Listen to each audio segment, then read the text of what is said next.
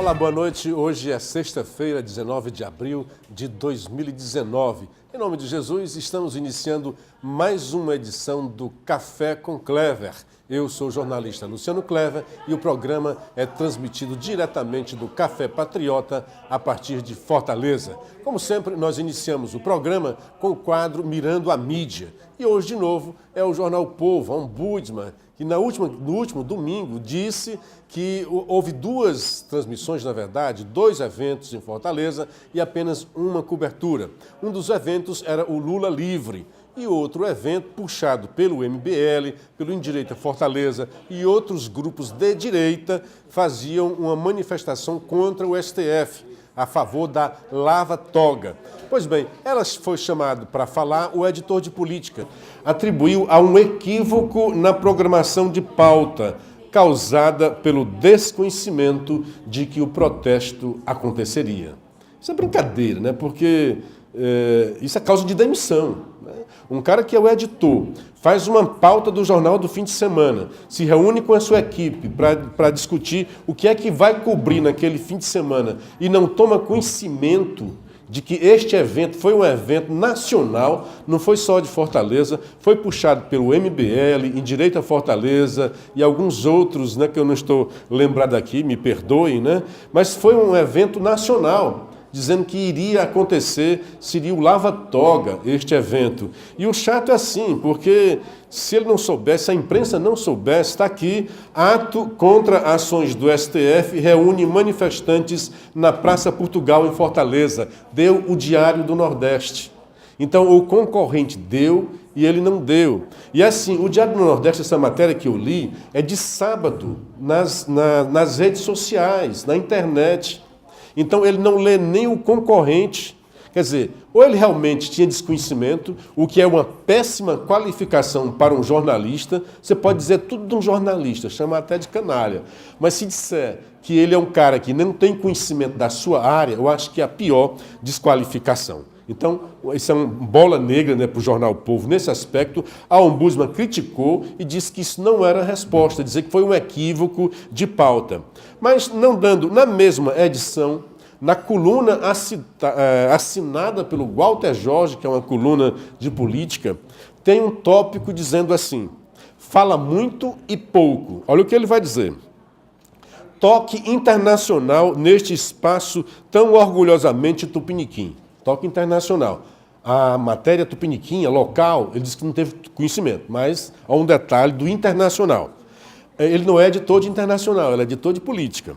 Andrés Manuel López Obrador, presidente do México, começa o expediente todos os dias úteis com longa entrevista coletiva de pauta aberta. Olha o que ele vai dizer agora.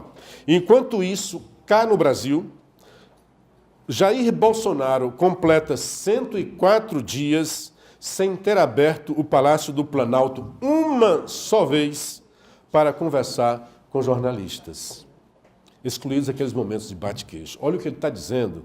Quer dizer, é outro desconhecimento dele.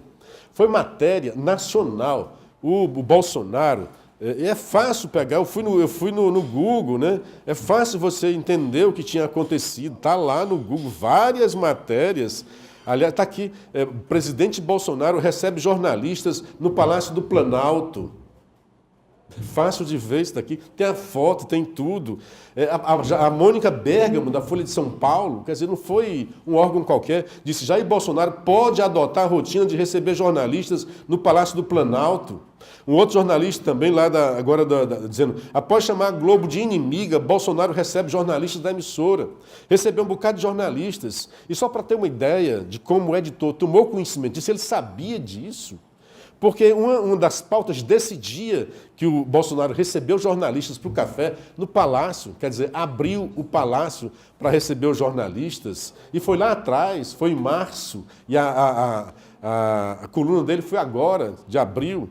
Uma das pautas, e que saiu nos jornais todos, foi aquela frase que ele disse: eu não nasci para presidente. Eu acho que todos que estão me acompanhando, que estão presentes também aqui no Café Patriota, tomaram conhecimento dessa frase, pois essa frase foi dita durante um encontro em que o Bolsonaro abriu o Palácio do Planalto para receber os jornalistas. E o nosso querido editor do Jornal O Povo disse que o Bolsonaro, nesses 104 dias, uma única só vez havia recebido jornalistas para dar entrevista, né? Então, o que é que está acontecendo com o Jornal O Povo, né? Não é só o Jornal O Povo, né?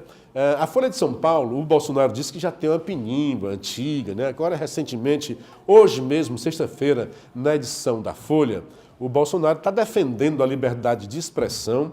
Ele quer até colocar uma PEC de abrir, de ampliar. Porque, por falar em liberdade de expressão, por que se falou nisso? Porque a semana toda foi aquele inquérito, que é estranho, mas é legal. Muita gente diz que está fora da legalidade, mas não está, né? Porque há o regimento do STF e diz, que o regimento diz assim, que havendo algum problema penal contra o STF na sua sede, o presidente instaurará. Quer dizer, é mandatório, não diz nem que pode instaurar, diz instaurará, em nenhum momento desse regimento aí, desse item, desse 83, desse artigo, fala em Ministério Público ou fala em sorteio. Diz que ele instaurará um inquérito para investigar pessoas de sua jurisdição ou indicará um outro ministro. Então, nesse aspecto aí, a meu ver, há legalidade. Agora, o que se pode discutir é a interpretação que ele dá, de achar que o próprio ministro, ao ser acusado de ameaça, alguma coisa assim, é o próprio STF. E de abrir o inquérito sem ter assim um fato determinado. Essas são as... E o pior de tudo é que a consequência deste inquérito foi uma censura, que o ministro Moraes jura de pé junto que não foi, né? Mas foi uma censura contra a revista Cruzoé, que agora houve um recuo, que ele disse que tinha lá o documento, realmente. A única coisa que a revista Cruzoé disse de verdade, é uma coisa lateral, é de que o documento teria sido enviado para a PGR e a PGR soltou uma nota que não. Pois bem, então a Folha de São Paulo disse que o governo Bolsonaro, isso é num gráfico, o governo Bolsonaro gastou 63% a mais na mídia do que os governos anteriores, do que o governo Temer. Aí o Bolsonaro soltou uma nota, a SECOM soltou uma nota, que, na verdade, esse dinheiro era do Temer ainda, que foi pago, era despesa lá de dezembro, que foi bancada pelo atual governo. Só que ele é chamado de restos a pagar. No título da matéria, a Folha até esclarece isso aí, diz assim, a SECOM gastou, não diz o governo Bolsonaro. Mas quando vai para o gráfico, ele diz: gastos da SECOM com publicidade cresceram no governo Bolsonaro.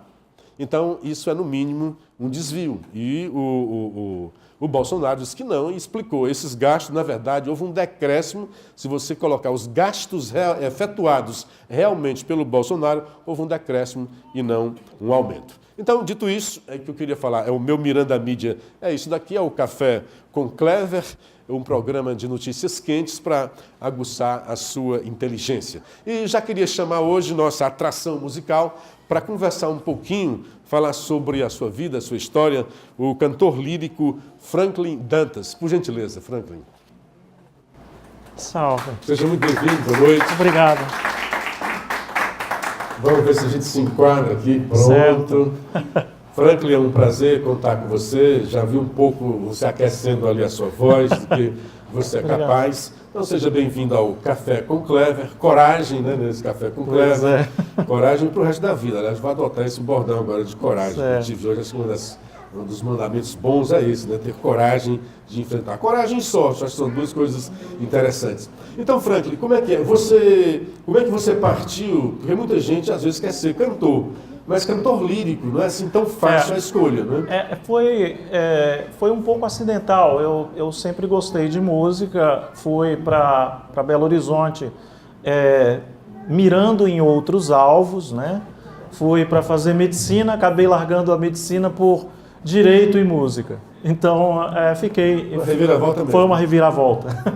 A música já tinha me fisgado desde os 17 anos, então fui para Minas e Aí fiz 2 anos de medicina e já cantava no Conservatório Mineiro, fui do Palácio das Artes também, então, e fui para descobrir que não era aquilo que eu queria, fui para o direito da UFMG, e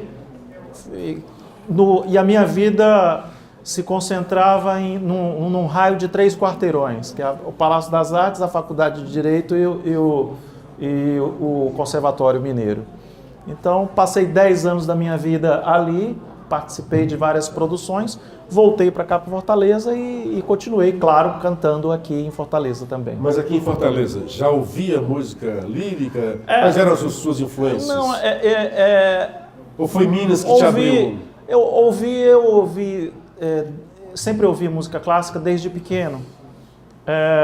Eu acho que a lembrança mais remota que eu tenho de ouvir música clássica foi eu com 5 anos de idade, 6, andando puxado pela minha mãe na mesbla daqui de Fortaleza. Aí eu ouvi um som, eu puxei... Alguém aí sabe o que é mesbla?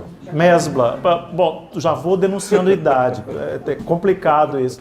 Aí eu ouvi uma música e puxei, obriguei a minha mãe a comprar um disco, que é o primeiro disco, o LP, outra coisa que muita gente aqui talvez não conheça.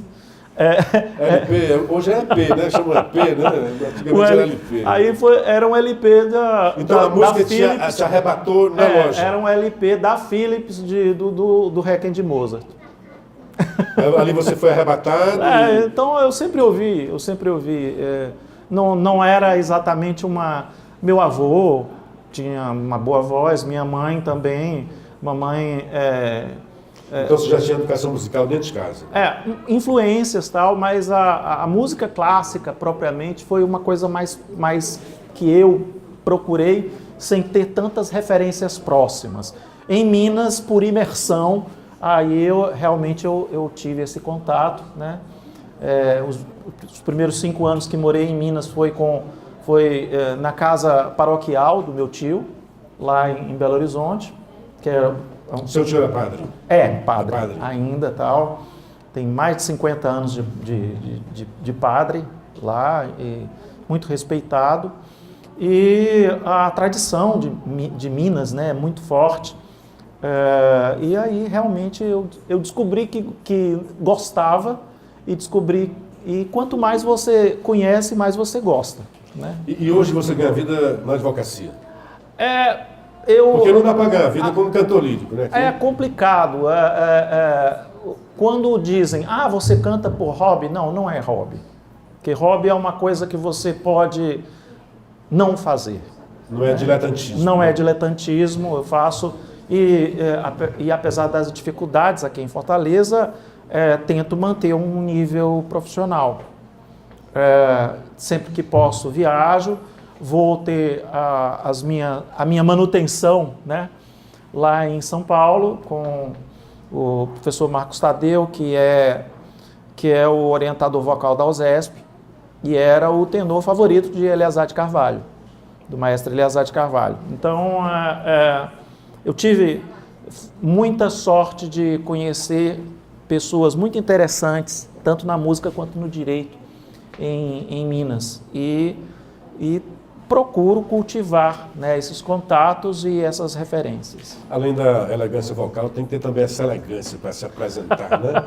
Então, Obrigado. Franklin, muito obrigado por ter vindo. Vamos então conhecer um pouco do seu talento, já para começar a nossa atividade cultural aqui no Café com Clever, transmitido diretamente do Café Patriota em Fortaleza. Muito obrigado. E antes do Franklin, nós vamos ouvir o nosso querido Aldo Anísio, que vai recitar o poema Paixão de Cristo, Mini Cordel Matuto, de Bob Mota. Seu doutor, faz muito tempo que esse fato aconteceu. Muito mais de 2000 anos que este fato aconteceu. Disse a minha mãe como isso se sucedeu.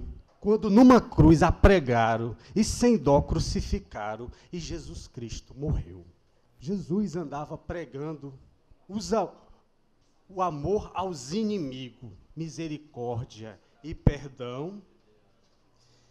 multiplicou pão e trigo, transformou a água em vinho, cheio de amor e carinho, não se falava em castigo. Madalena, perseguida, de Jesus se afeiçoou. Da multidão enfurecida, em Jesus se apegou. Jesus lhe disse: eu garanto, lavo meus pés com seu pranto e com seus cabelos enxugou. Pode ir em paz, Madalena, siga seu caminho na paz, o seu arrependimento valia até demais. E quanto a teus pecados, já está tudinho perdoado, pode ir e não peque mais. Aí depois disso, Jesus na cruz, entre dois ladrão, pediu água, deram fel, sem qualquer contemplação da traição. Jesus estava escrito no meio de seu seguidor, um cabra chamado Judas, que na ceia lhe beijou. O beijo, pode apostar, que Judas foi o sinal que ele foi o traidor. Chorou os rios e o mar, chorou toda a natureza, chorou as flores e os animais, os ricos e a pobreza, chorou os campos e a cidade, chorou toda a humanidade, pode ficar na certeza. Jesus sabia de tudo e aguentou tudinho calado, suou sangue, lacrimejou. Mesmo assim, resignado, foi entregue a seu algoz, fez isso em favor de nós, para nos livrar dos pecados. Ele deu a sua vida para todos nós em verdade, perdoou nossos pecados na maior tranquilidade. Ainda hoje, Deus nos acuda, tem uma ruma de Judas assolando a humanidade. Mas quem sou eu para julgar? Meu Jesus, nosso Senhor, minha Santa Virgem Maria, rogai por nós, pecador. Peça a Deus para nós, então, para nossas falhas, perdão, misericórdia e amor.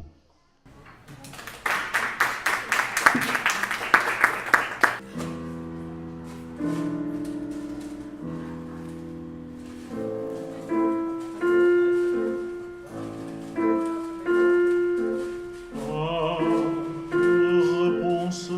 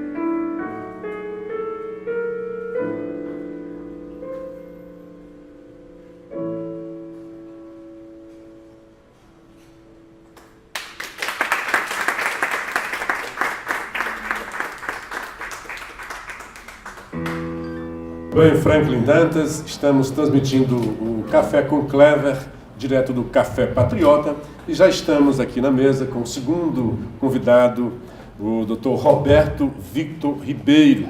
Ele é professor e presidente da Academia Brasileira de Direito. É também chefe de Departamento de Direito Processual do Unicentro, do Centro Universitário Farias Brito. É autor de várias obras, e entre elas, o julgamento de Jesus Cristo sob a luz do direito. Está aqui por isso, exatamente porque hoje, uma sexta-feira santa, e a gente está falando muito de advogado, né? Como tem advogado nesse negócio aqui, né?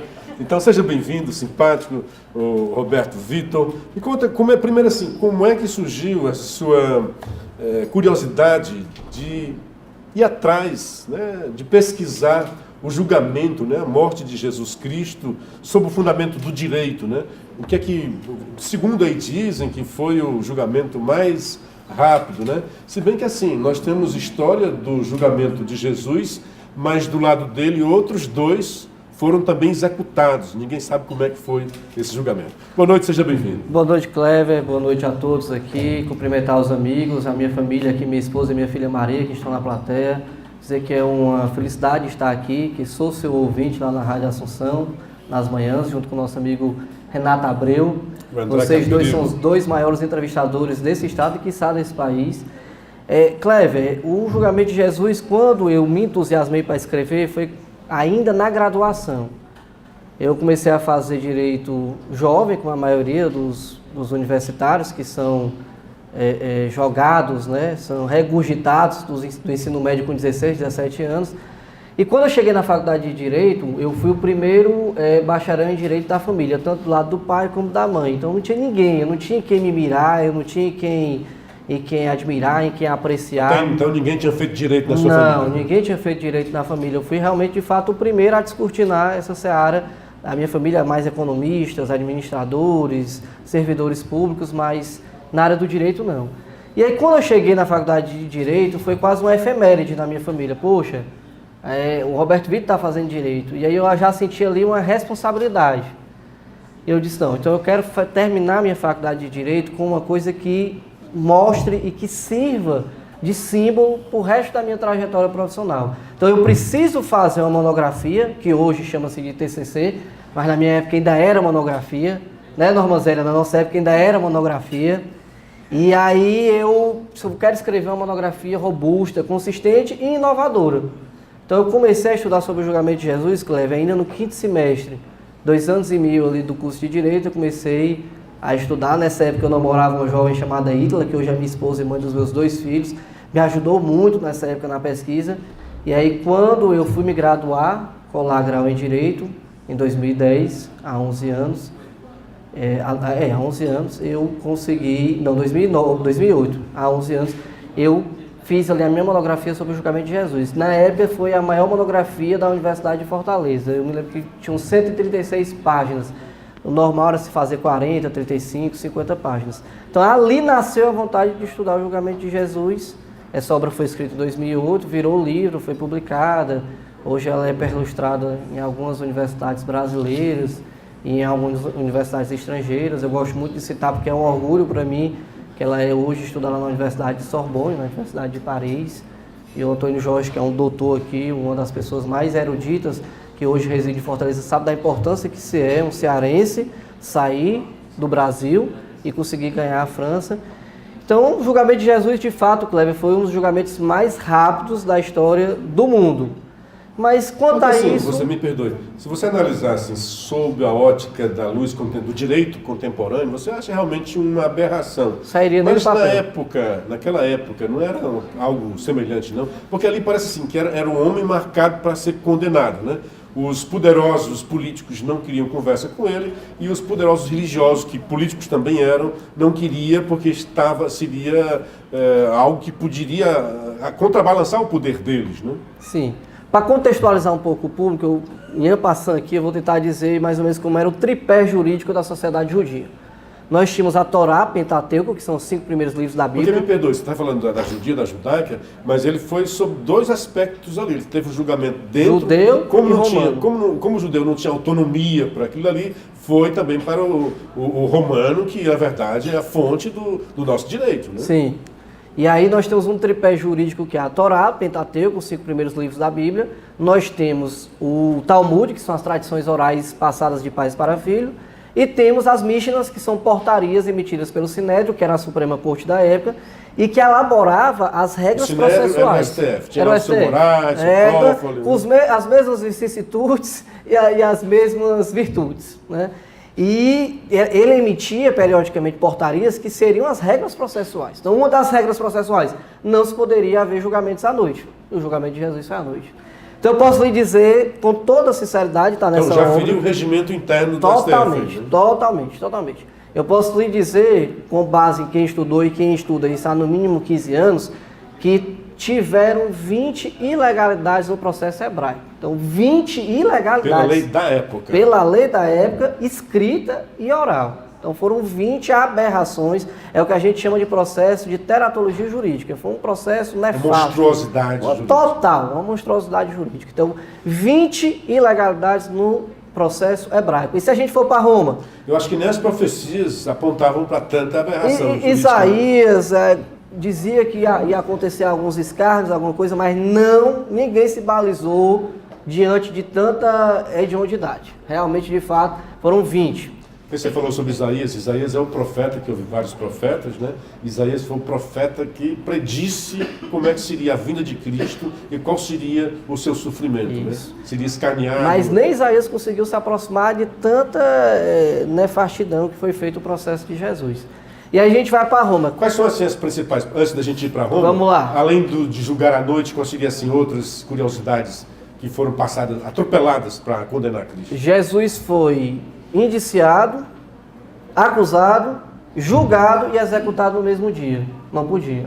O Sinédrio teria que fazer... Começa assim, ele foi indiciado por quê? Só pra gente... Bom, ele foi acusado, indiciado de uma acusação que, a meu ver, eu mostro no livro que não prosperaria, de sedição e de blasfêmia. Se alguém cometeu blasfêmia em todo o histórico do julgamento de Jesus, esse alguém chama-se Caifás. Porque em determinado momento, quando Jesus estava no Sinédrio sendo interrogado pelos sacerdotes e apanhando na cara, levando murro, levando chute, levando cuspida, tem uma hora que ele se endiabra com Jesus e ele tira as vestes sagradas. Vestes essas que ficavam na fortaleza de Santo Antônio, lá onde Pilatos morava, e que só podia ser tirada de lá do cofre uma vez por ano, que era exatamente na festa do Cefé, que é a festa da Páscoa. E ele retira essas vestes dele com raiva. Tu és maldito, tu estás mentindo, como é que você blasfema desse jeito? E a lei Porque, hebraica... na verdade, quando você tirava as vestes, era para mostrar indignação. Mas a lei hebraica sagrada dizia que o sacerdote jamais poderia tirar a veste. Então, ele cometeu o crime de blasfêmia. Perante a lei judia, tirar o sacerdote, se um sacerdote que tirava as vestes, naquela festa tão importante, cometia blasfêmia. Então, se alguém cometeu blasfêmia no julgamento de Jesus, não foi Jesus. Mas, se eu não me engano, há dois aspectos aí que eles consideraram blasfêmia. Sim. Ele se dizia filho de Deus. Certo. Né? Então, blasfêmia, porque poxa, era um ser mortal. Mas não tinha nenhuma legislação que falasse de isso. ser filho de Deus. Mas, não, assim, a exegese, a interpretação, né? Okay. Interpretou-se que houve uma blasfêmia. E a outra blasfêmia é dizer que ele acabaria com o templo e o restauraria em 3 dias. Né? Para eles isso era uma... Essa foi a grande ferida de Jesus. Jesus mexeu em 2 grandes sistemas, que até hoje causam confusão. Ele mexeu no sistema monetário econômico da época, que era o grande templo, que era o templo de Jerusalém. Quando ele entra lá e expulsa aqueles vendilhões e diz que a casa do pai dele não é casa de mercado, ele ali está atentando contra a ordem financeira de um país, e ali chamou a atenção dos poderosos da época. E ele mexeu com outra coisa muito importante, chamado antropocentrismo. A sociedade da época era antropocentrista. O que é isso? Em torno de um homem, em torno de uma masculinidade. E aí Jesus começou a ter seguidoras mulheres. O maior diálogo de Jesus na Bíblia é com a samaritana, lá no poço de Samaria, aquela pecadora, né, que tinha cometido adultério com o marido. Ele apareceu pela primeira vez... Tinha 5 homens, 5 maridos. Ele apareceu pela primeira vez depois de ressuscitar a Madalena, que era uma mulher. Então Jesus quebrou uma série de paradigmas antropocentristas que mexeu com os poderosos da época. E aí eu vou dizer uma curiosidade aqui, que não está na Bíblia canônica, isso está em evangélicos apócrifos, que eu não me furtei de estudar, como pesquisa historiográfica, que Maria, talvez tenha sido Maria, mãe de Jesus, Maria de Nazaré, talvez tenha sido a primeira mulher naquela região a conhecer as letras, a saber ler e a saber escrever. Porque a mulher sequer tinha o direito de ser alfabetizada.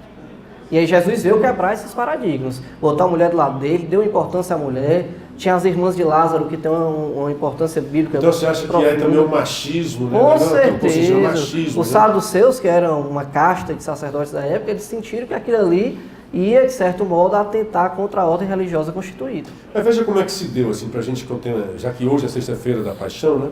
Que Cristo chega na cidade, Osana nas alturas, naquela época era assim, a cidade quase quadruplica a sua população, né? Então ele chega exaltado, né? E o filho de Davi. Então aquilo deve ter mexido com os brilhos do cara, porque as profecias diziam que o filho de Davi viria para restaurar o poder de Israel e tomar o poder. Então o que se imaginava? Que ele sairia daquele jumentinho e iria para o templo do poder, né? Do poder político. Aí ele, em vez de ir para o templo político, né? Para o palácio, ele vai para o templo. Minha casa é casa de oração. Isso. Né? Então há uma história aí que ele afeta a religiosidade, que era o poder. Porque o poder judaico na época era religiosidade, né? Sempre foi, na verdade, desde os profetas, depois juízes, os reis, né? Então a cúpula era sempre, porque era muito teocêntrico, a tradição religiosa era muito patente judeus, naquela né? época. Então ele ia afetar tanto o poder político, que é religioso em Israel, quanto o poder político que estava vigindo na época, que era o romano. Sim. E aí, porque é o seguinte, disse que o cara julgou e tal, mas na verdade parece que Pôncio Pilatos não queria julgar, queria se livrar daquele negócio ali. Né? Ele foi insuflado pela massa judia, que ainda estava rancorosa e que tinha motivos para isso, insuflou Pilatos. Mas vamos fazer aqui uma linha cronológica bem rápida para poder situarmos aqui os nossos ouvintes e o nosso público. Jesus entra, realmente, como você disse, montado no domingo passado, né, na cidade, contextualiza nessa semana ali vários eventos. Nós temos um autor irlandês me foge agora o nome, que ele tem um livro que é exatamente a Semana da Páscoa, e ele vai contextualizando historicamente o que aconteceu desde domingo até domingo de Aleluia, que é onde Jesus ressuscita. Ontem, que a gente chama de Nissan, naquela época o mês era chamado de Nissan, só tinham 4 meses. Hoje é um carro, né? Hoje é uma marca de carro, né? Então, 14 de Nissan foi a data em que Jesus foi preso no Jardim do Getsemane. Então, ontem, quinta-feira. Hoje, de ontem para hoje, ele foi julgado e hoje às 3 horas... Dizem que foi no 7 de abril, parece, né? 14 de Nissan, que daria mais ou menos por volta de 7 de abril, 6 de abril. Hoje, às 3 horas, ele pereceu na cruz, né? Aí, nesse exato momento, espiritualmente, dogmaticamente, teologicamente, ele deve estar no paraíso com o Pai. E aí, domingo, ele vai reacender de novo para a nossa vida. O que é que aconteceu de ontem para hoje até 3 horas? Ele foi preso no jardim, sem nenhum mandado de prisão. Ele foi preso dentro do seu domicílio. Ah, mas Jesus não tinha casa. É verdade. Ali não era uma casa, é verdade. Mas o Código Penal, ele conceitualiza no parágrafo 3º do artigo 150, salvo engano, que domicílio é o local onde as pessoas residem e onde as pessoas trabalham. Isso código hebraico? Código brasileiro. Ah, tá. Na época realmente não tinha essa questão da invasão de domicílio, mas já trazendo para a contextualização, misturando direito brasileiro, romano e hebraico. Ele foi levado para ser julgado por uma autoridade que não tinha competência, que era Anás. Então ele foi interrogado na casa de uma pessoa sem competência. E aí na época Estava tinha... na primeira instância quando devia estar no STF. E na época tinha já essa prescrição que proibia... Ele tinha foro privilegiado. Não é que tivesse, é porque realmente, de fato, Anás já tinha sido sumo sacerdote há 6, 7 anos e não tinha mais competência, poder nenhum. Então ele foi interrogado por uma pessoa de nós, como se tivesse trazido uma pessoa ali no meio da rua agora e a gente aqui com o poder de delegado investido tivesse interrogado. A gente não tem poder judicial e nem inquisitorial policial para fazer isso. Depois disso ele foi levado ao Sinédrio, com 1/3 apenas do Sinédrio reunido, apenas a casta de sacerdotes que estavam lá. Mas ele não tinha quórum. Não tinha quórum. À noite, que não podia, julgado no mesmo dia e executado no mesmo dia que não podia, além de ter sido levado para o juiz que supostamente tinha competência na época, que era Herodes, só que Herodes viu que não queria se meter naquele angu, naquele embuste que Anás tinha criado. Essa coisa desse povinho, acho que ele achava isso. Né? Pronto, e aí jogou de novo Jesus de volta para o Sinédrio, mas tendo colocado nele um manto de púrpura e uma coroa de espinhos, dizendo, já que ele é o rei de vocês, vocês os julguem, que eu não tenho vontade e não quero julgar. Agora, era um cara muito perigoso, né? Para fazer isso tudo, né? Atropelar tudo isso e matar o cara. Exatamente. É como eu disse, ele mexeu com duas coisas extremamente importantes, e principalmente o templo judaico. É como se houvesse aqui hoje em dia, Cleber, uma invasão à Casa da Moeda. Então, vamos supor que um grupo aí militarizado, apesar de Jesus não ser militar, Jesus foi o único homem que eu conheço. Seria terrorismo. É o único homem que eu conheço que fez uma revolução sem dinheiro. É difícil você fazer uma revolução sem dinheiro. E sem violência.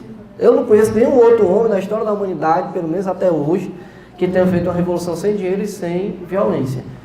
E aí aconteceu isso de levar até Pilatos, e lá Pilatos tentou algumas evasivas, como uma delas mandar para flagelação. Não podia flagelar por duas coisas. A lei romana dizia que só podiam ser flagelados escravos. Jesus não era escravo, era um homem livre. E só podia ser flagelado se aquela pena fosse acessória de crucificação.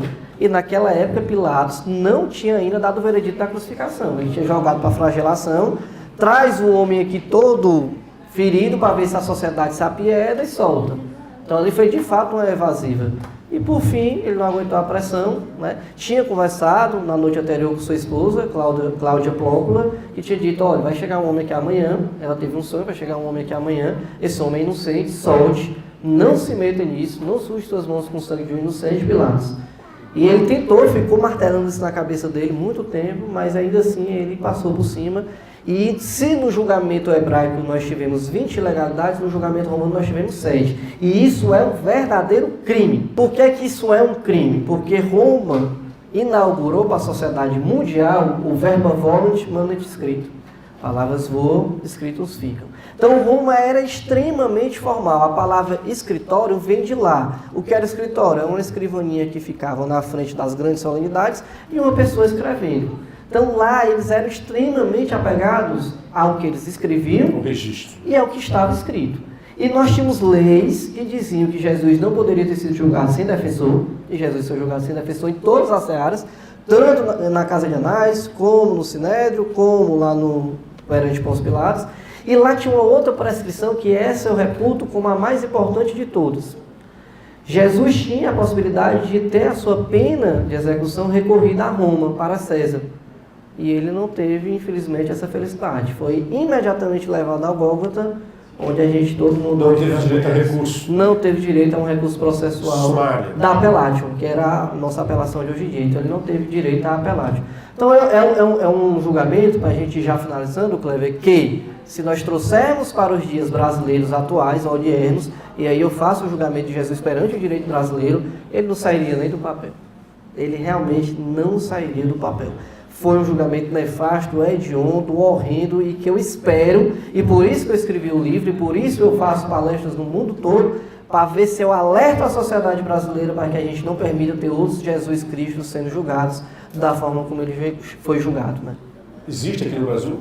Nós temos muito excesso de prazo. No Maranhão tem pessoas que estão presas, que já deveriam estar soltas há mais de 10 anos, e ainda estão presas por excesso de prazo, porque não tem um defensor público, um advogado que chegue lá, peça o processo para dar uma olhada. Então eu posso dizer que sumariamente, do jeito que Jesus foi julgado, não tem mais. Mas nós temos algumas questões jurídicas, processuais, que ainda trazem muita mácula e que ainda fazem a gente chorar quando olha para um processo. Roberto Vitor, foi muito bom desfrutar da sua companhia, da sua inteligência e louvar a sua iniciativa. Está aqui o livro, O Julgamento de Jesus Cristo sob a Luz do Direito. Quem quiser esse livro, onde é que ele consegue? Fisicamente na Livraria Cultura, na Livraria Saraiva, nos grandes magazines, e na editora pilares.com.br, que é a editora desse livro. Editora Pilatos? Editora Pilares. Pilares. Aí seria muita coincidência, né? Estou brincando. Olha, muito obrigado pela Eu que participação. agradeço, estou à disposição. A gente volta a conversar outra vez. Com certeza. Um grande Muito abraço obrigado. aí a todos. Felicidade para você. Obrigado. Bom, e vamos chamar mais uma vez o nosso poeta, Aldo Anísio, vai agora falar de A Paz que o Mundo Precisa, de Pedro Bandeira.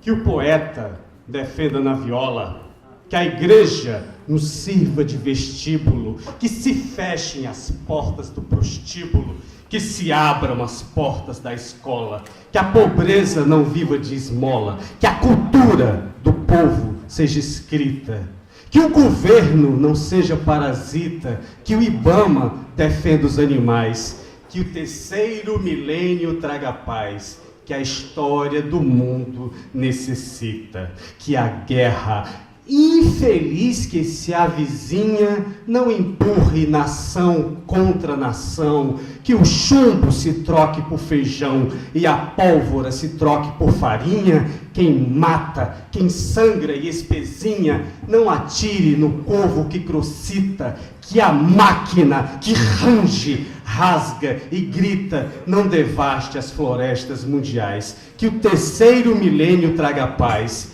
que a história do mundo necessita, que enferrujem as grades dos presídios, que os votantes confiem nos alcaides, que descubram a cura para a AIDS, que se acabem de vez os homicídios, que os martírios, torturas, genocídios sejam lenha, que o fogo não crepita, que se una a nação israelita com as outras nações orientais, que o terceiro milênio traga paz, que a história do mundo necessita, que as drogas não tenham mais cartéis, que o comércio do sexo não exista, que o bandido, assaltante, terrorista tenha aula de graça nos quartéis, que a igreja duplique os seus fiéis, calvinista, budista ou islamita, do católico apostólico ao xiita, respeitando o amor que a alma traz, que o terceiro milênio traga paz,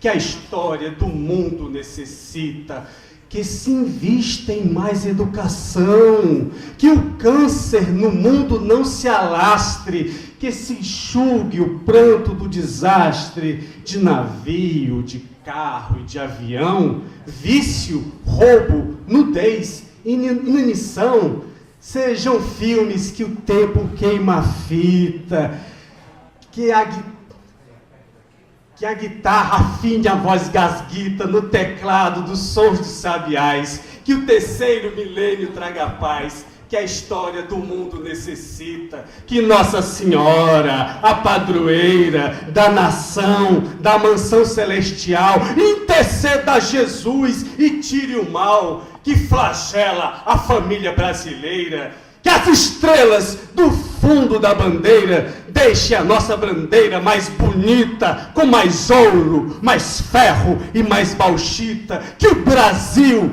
seja o cofre dos metais, que o terceiro milênio traga paz, que a história do mundo necessita, que a OTAN, a ONU, os governantes, os mandantes de todos os países deixem os índios em paz e mais felizes, que os acordos de paz sejam constantes, que os sábios e os ignorantes vivam juntos na paz que Deus cogita. Se a história de Deus é infinita, a do homem também não fique atrás. Que o terceiro milênio traga paz, que a história do mundo necessita.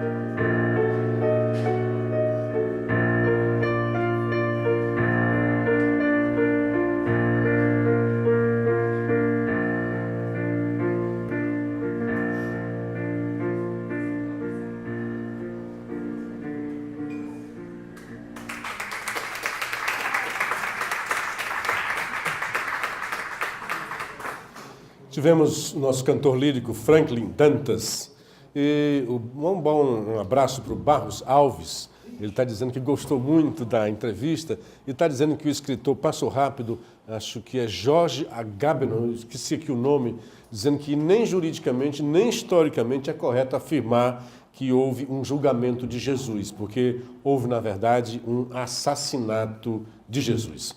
Bom, já está aqui conosco o nosso Antônio Jorge Pereira Júnior. Ele é doutor em Direito pela Universidade de São Paulo e ensina no curso de mestrado da Unifor. É também o coordenador de pesquisa do CNJ sobre oitiva de criança vítima de violência. Tem como destaque vencedor do Prêmio Jabuti em 2012 com a obra Direitos da Criança e do Adolescente em Face da TV, a sua tese doutoral. Na sua produção bibliográfica, cerca de 90 publicações entre livros, capítulos, artigos e em revistas científicas. Diante deste currículo, que aqui é só um resumo, a gente até se apequena, né? Na verdade, eu já o conheci de alguns artigos e foi um artigo seu que me chamou a atenção e, por causa dele, eu tive a felicidade de conhecer a Catarina Rocha Monte, pessoa que eu fiquei encantado, e me encantaram as suas palavras a respeito dela, que ela estaria sendo vítima de um assédio dentro da universidade só por pensar direito, só por não estar dentro do cânone esquerdista. Boa noite, seja muito bem-vindo. Muito boa noite, Cléber. Muito obrigado pela oportunidade de estar aqui compartilhando esse momento. Todos estão presentes aqui também. Efetivamente, para mim foi uma honra poder escrever, né? Você comentava hoje, no começo do programa, a questão do jornal O Povo. Ano passado, convidaram-me para começar a escrever durante a eleição. Exatamente queriam ter uma opinião divergente, digamos assim. Então, nesse sentido, tem porque dentro do jornal é única o pensamento. Então, tem que buscar fora para ter um pluralismo, né? E acho que a ideia era essa, exatamente. Então, na ocasião, fui convidado para passar a escrever quinzenalmente, às sextas-feiras. Ao terminar as eleições, perguntei se poderia continuar escrevendo, depois não. E continuei escrevendo e passou a ser semanal. E nesse ano me deram a oportunidade de continuar escrevendo, mas quinzenal. Então, segundas-feiras tenho publicado ali. Então, sempre a oportunidade de fazer um contraponto. Efetivamente, se nota que muitos leitores do jornal têm um pensamento que não vão exatamente na linha majoritária dos que ele escreve. E se sentem, talvez até por isso, acolhidos quando eu escrevo também, e sentem-se um pouco mais representados, né? E na ocasião foi sobre isso também, a questão dos justiceiros sociais, que na UES estavam, de certa forma, impedindo que a professora Catarina Rocha Monte pudesse manifestar sua opinião sobre a temática de modo divergente do que a maioria ali pensa, né? Então era basicamente chamar a atenção. E cheguei a publicar um artigo na mesma ocasião sobre justiceiros sociais no Gazeta do Povo, lá do Paraná, explicando um pouquinho a gênese desse tipo de atitude, né, que acabou sendo intolerância dos tolerantes. Então é uma temática também que acho que é importante a gente estar atento, que tem acontecido bastante, né, as pessoas se autoproclamam tolerantes e sem perceber estão, na verdade, aplicando com relação ao outro... Não, e vejo muita gente com atitudes fascistas, né? Sim. Chamando os outros de fascistas. Né?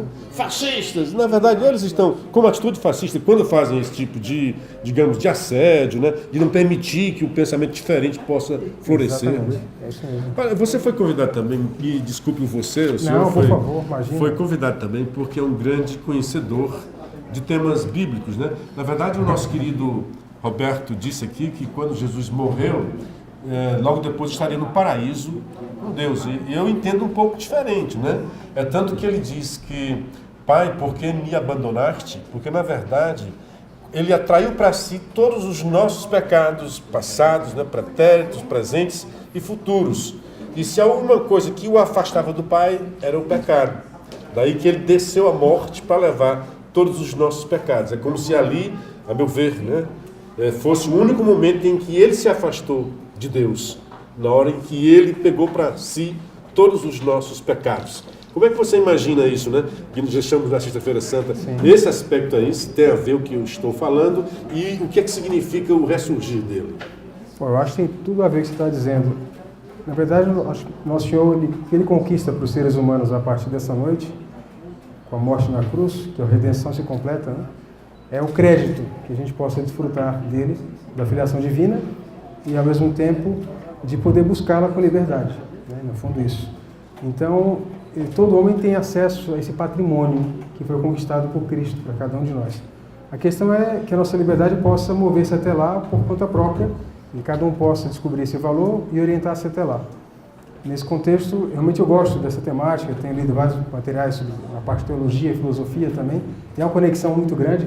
Basta lembrar, Tomás de Aquino, grande filósofo, era um grande teólogo. Santo Agostinho também é celebrado nas duas áreas, na escolástica. Ou seja, entre Santo Agostinho se atribui, né, que a inteligência busca a fé e a fé busca a inteligência. Então não há nenhum tipo de contradição entre elas. Então, a gente pode entender essa combinação. Você está falando de dois doutores, né, de duas inteligências enormes da religião católica. Né? E diferentemente de Santo Tomás de Aquino, o Santo Agostinho precisou se converter, né? E a mãe era muito católica e rezava muito, e diz que deve-se a ela, né, a conversão dele. E ele era um cara tão inteligente, segundo eu soube, que os caras que eram contra a religião fugiam do debate com ele, né? Antes de Santo Agostinho, sempre ele chamava os debates e eles matavam todo mundo. Chegou o Santo Agostinho, e aliás disse que foi o primeiro marqueteiro. Nós temos aqui o Peninha, era o cara que fazia, na época, os jingles, né? Porque ele fazia tudo aquilo rimado, que era uma forma, tudo era oral, de memorizar, né? E conseguir que a sua mensagem chegasse ao seu público, né? Já era um grande marqueteiro. Mas diziam a ele que ele conversava com Deus, com Jesus, né? Que ele estava saindo, ele era da pá virada, né? Era da boemia total, né? E já se convertendo, e ele dizia: Jesus, eu estou chegando. Agora, dá só um tempinho aí, deixa eu só... Sim, mas agora só não, um pouquinho né? mais, né? Pois bem, me perdoe, né, de explicar sobre isso daí, né? Porque são os grandes nomes realmente da cristandade em termos de pensamento, né? Isso. Porque muitas pessoas acham que porque o cara é católico, porque ele pensa muito em Deus, não pode ter uma inteligência enorme como esses dois tiveram dentro da história da igreja, né? E eu acho que também é interessante, eu até falava dos dois, essa da filosofia e teologia, porque acho que um dos grandes dramas também da atualidade é essa separação que se faz, às vezes, entre a vida cotidiana e a vida de fé. E é uma conexão profunda entre as duas coisas. Porque Cristo é uma só pessoa, com duas naturezas, e harmônicas, a dimensão divina e a dimensão humana. E, enquanto caminho, verdade e vida para cada um de nós, é exatamente o que a gente tem que percorrer, essa mesma trajetória. Muitas pessoas acabam tendo até, infelizmente, mesmo católicos, vão à missa, têm uma vida de piedade, e depois no dia a dia são uma negação com relação à dimensão humana de Cristo. Não tem as virtudes, não tem o caráter, não buscam ascender e elevar-se. Né? Então, e para mim, Santo Agostinho e São Tomás acabam sendo dois ícones também por isso, porque tem essa dimensão do conhecimento e ao mesmo tempo da fé. Né? E a igreja trabalha muito isso com os santos, quando ela canoniza alguém, trabalha isso. Um santo mais recente, São José Maria Escrivá, que fundou o Opus Dei, traz essa ideia, né? A santidade no meio do mundo, no dia a dia, no cotidiano, e resgata o dever do cristão de ser coerente com a própria fé e, ao mesmo tempo, desfrutar das coisas humanas, encontrando nelas também a dimensão divina. Tanto aqui eu falava, lembrando de São Paulo, que é comais, que bebais, fazer tudo para a glória de Deus. A gente pode estar tomando um café aqui, a gente pode estar tomando uma cerveja em semana e, ao mesmo tempo, estar unido a Deus. E eu posso também estar no trabalho, enfrentando um desafio, uma peça processual, e estar unido a Deus também. Então, essa ideia dessa... Interessante você falar essa dualidade, porque tem gente... Aliás, tinha um deputado que fazia essa brincadeira, dizia que era meio-dia na igreja e meia-noite no cabaré, né? É como assim, a pessoa vai para a igreja, então ele está contrito, fazendo tudo aquilo ali, mas saiu da igreja, botou o pezinho fora, já está cometendo diatribes, já está brigando com a mulher, já está falando mal do vizinho, né? Esquece de que a fé se realiza em cada ato, né? No dia a dia. Né? Exatamente. E é tão interessante a gente pegar no dia de hoje, né? Sexta-feira Santa é muito significativa, até essa conversa acontecer hoje, né? Eu gosto também de notar no próprio Evangelho, quando Cristo fala na parábola do juízo, ele fala daqueles que faziam o bem efetivo para outras pessoas e por isso vão merecer a glória eterna. Enquanto outros que não faziam... a parábola do juízo. Do juízo. Quando ele fala, quando eu tive sede me deste de comer e de beber, fome me deste de comer, ele fala, quando fizeste um dos pequeninos, para mim que o fizeste. Fala, quem não é o próximo, quem vê, como amará a Deus a quem não vê. Então são uma série de afirmações de Cristo que falam, olha, a questão da prática, da ação, é importante isso aqui. Mas a fé se comprova com as obras, nesse sentido mesmo, né? Não é só pelas obras, mas as obras são necessárias para manifestar uma fé autêntica, né? Então, uma fé sem obras é vazia. Exatamente, esse é um ponto. Então acho que é uma coisa, algo a ser pensado. E também eu gosto, fazendo minhas aulas na faculdade, de trazer essa parte filosófica que prepara a compreensão disso. Cada um de nós tem a inteligência, a vontade e a afetividade, três dimensões do nosso ser. A ideia, a narrativa do pecado original mostra que essa ruptura entre o que eu penso, o que eu faço e o que eu sinto. E esse resgate humano passa pela nossa redescoberta e criação dessa harmonia de volta. Então, por exemplo, quando eu falo, eu penso, estou falando da inteligência, pensar pela inteligência, querer da vontade, sentir da afetividade. E as pessoas hoje elas acabam trocando a ordem. Aquilo que é verdadeiro, que a inteligência deveria buscar e encontrar, era o que deveria orientar a própria conduta, e não aquilo que eu estou sentindo de imediato. Porque o sentimento muitas vezes vai me trair por essa ruptura original. Então eu tenho que ter uma formação tal, pela inteligência, tanto pela formação da fé, mas pela formação filosófica, séria, formação ética, para poder orientar a minha conduta.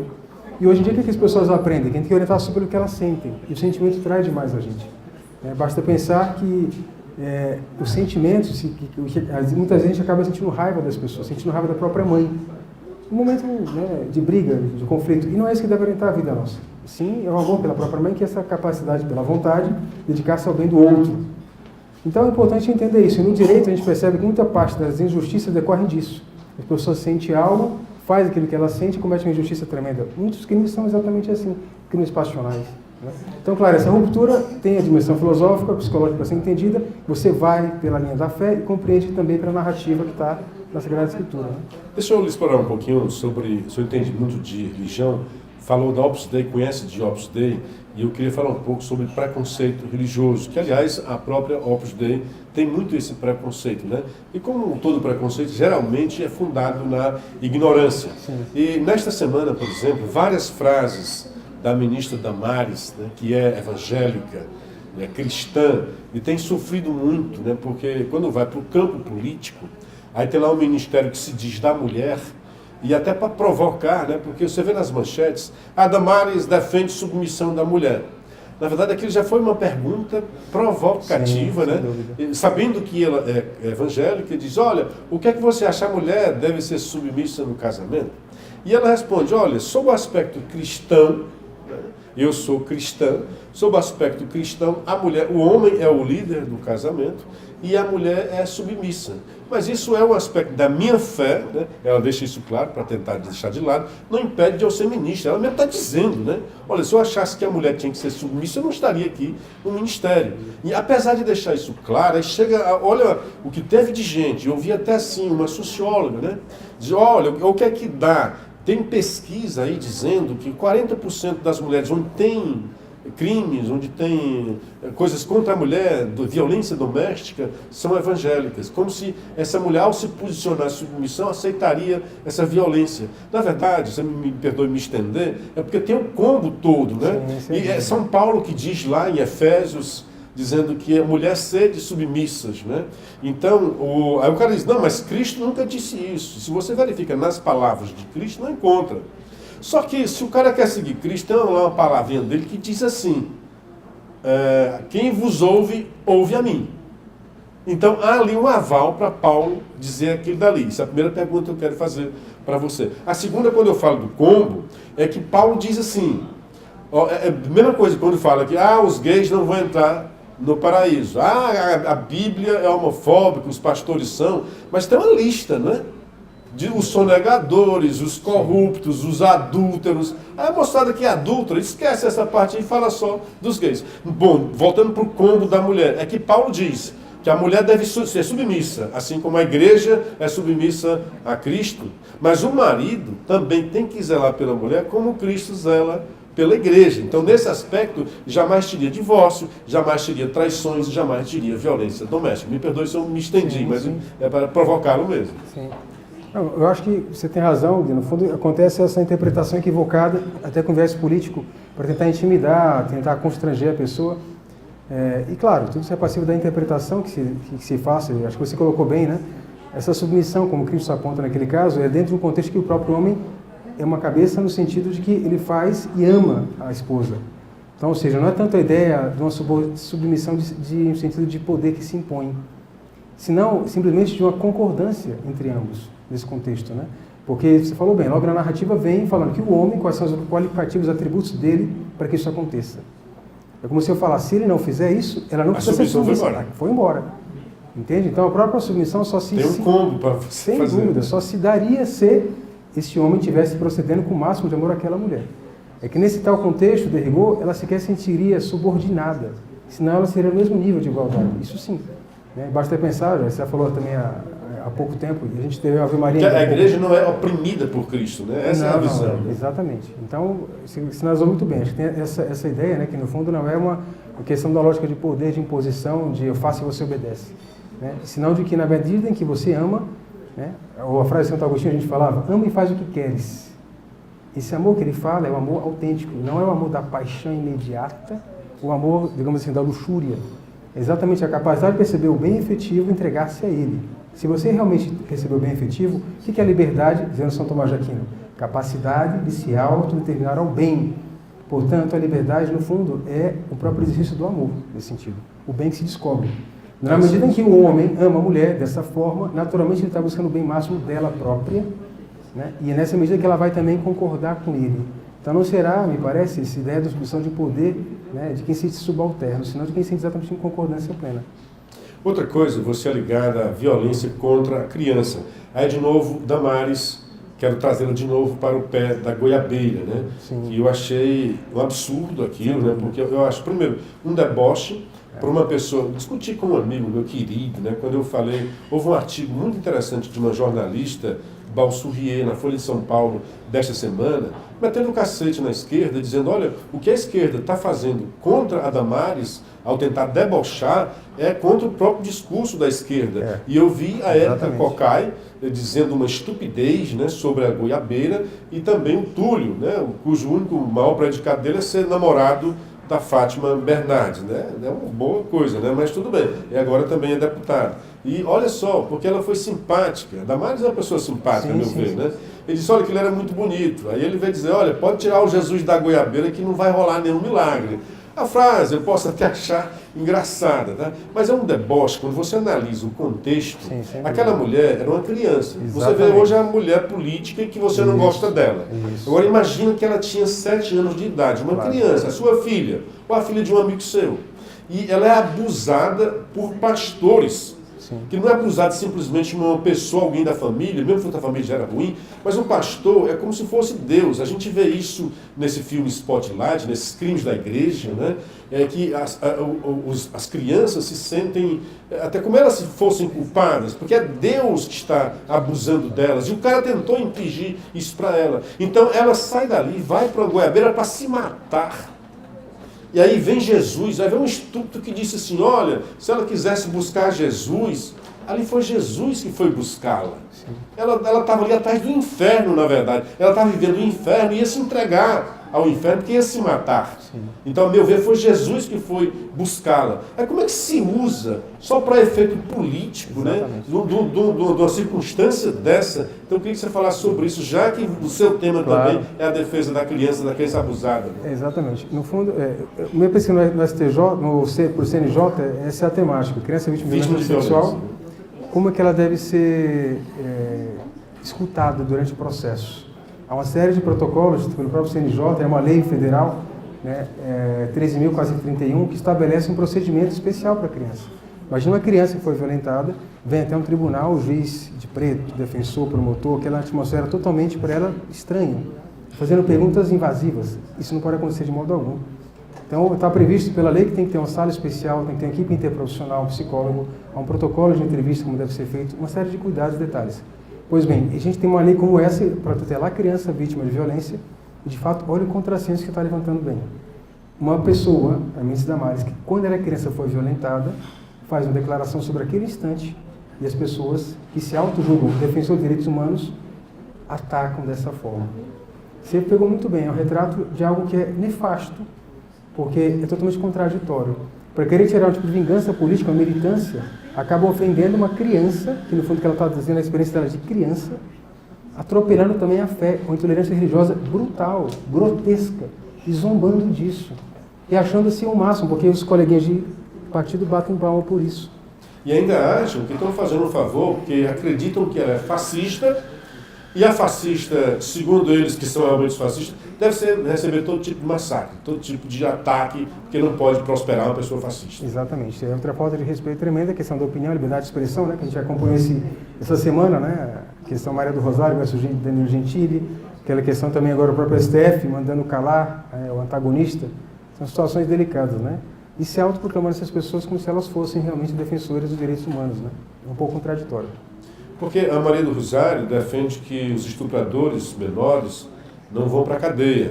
Mas se o cara pegar um papel e dizer que fez papel na bunda dela, é que tem que ser presa, né? Na verdade, assim, eu acho que é um desrespeito do humorista, né? Sim, sim, mas sim. assim, eu li um artigo que achei muito interessante, que a liberdade de expressão, que hoje está só a liberdade de pressão, Sim. é a liberdade do insulto. Ou você tem a liberdade para insultar, para ofender, ou você não tem a liberdade de expressão. Porque se for para eu dizer que você é lindo, maravilhoso, não precisa de uma lei para garantir. Ela só vai garantir aquela mensagem que é nojenta para mim, que é uma coisa que me repugna, que fere a minha sensibilidade. Senão não teria por que ter uma lei para garantir isso daí. Mas, obviamente, se a pessoa causa uma injúria ou uma ofensa grave, né, deve depois responder por isso. Sem dúvida. O que me parece que aconteceu aí, inclusive a matéria que vai sair no Povo segunda-feira, minha autoria, é sobre essa temática, é o uso do judiciário para fazer militância política. A própria Maria do Rosário, na ocasião em que o Jean Willis tinha cuspido no Bolsonaro, e quando o Zé de Abreu cuspiu em uma mulher na discussão, ela isentou os dois de culpa. Ela falava, a declaração dela puxa exatamente dessa forma, que o Jean e o Zé, né, eles foram agredidos. Então, não pode esperar de uma pessoa agredida na hora que pense o que está fazendo. É diferente. Então, respeito era respeito. Quer dizer, ela acabou isentando, não chamou Mas atenção. o Jean, ele foi agredido? Não, por isso. Não foi agredido. Foi uma reação à agressão Sim. que ele sofreu? Pois é, mas o que chama a atenção é que ela acabou isentando duas condutas e dizendo que estavam de cabeça quente os dois. Quando o humorista faz isso, não. Ele tem que ser... Ou seja, a impressão que dá. Não digo que realmente ele foi vulgar no que ele fez, o humorista.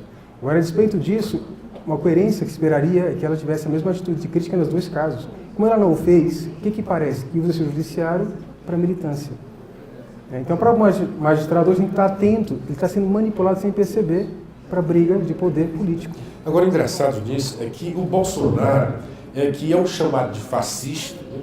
E essa semana ele está aí na defesa da liberdade de expressão.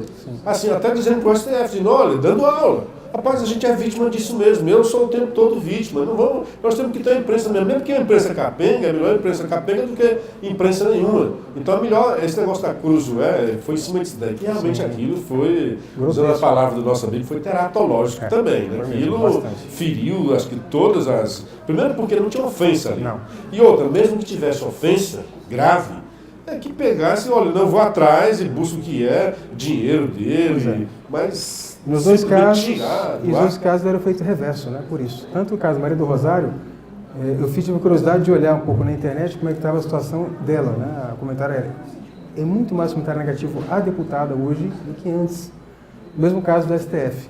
Né? São atitudes que acabam, como bumerangue, nesse momento, voltam contra aqueles que estão tentando usar de alguma forma de calar um oponente político ou alguém que seja inconveniente a si.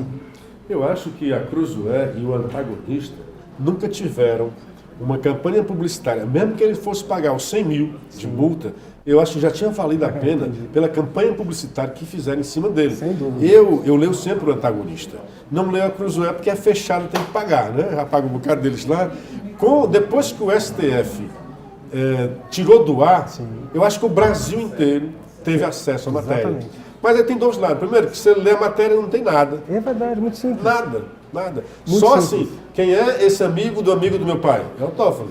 É isso. Fez algo de errado? Não diz. Não fala. É possível ter feito? Talvez. Sim, pois é. Mas não tem nada. Então, Exatamente. daí maior a gravidade, a estupidez, né? A desinteligência dos dois de fazer. Em boa hora ele recuou. Acho que o mundo inteiro viu. Ele percebeu, puxa, alguma coisa está errada. Porque os próprios amigos, Celso Mello foi em cima, né? Foi uma Em declaração boa hora, né? contundente, sim.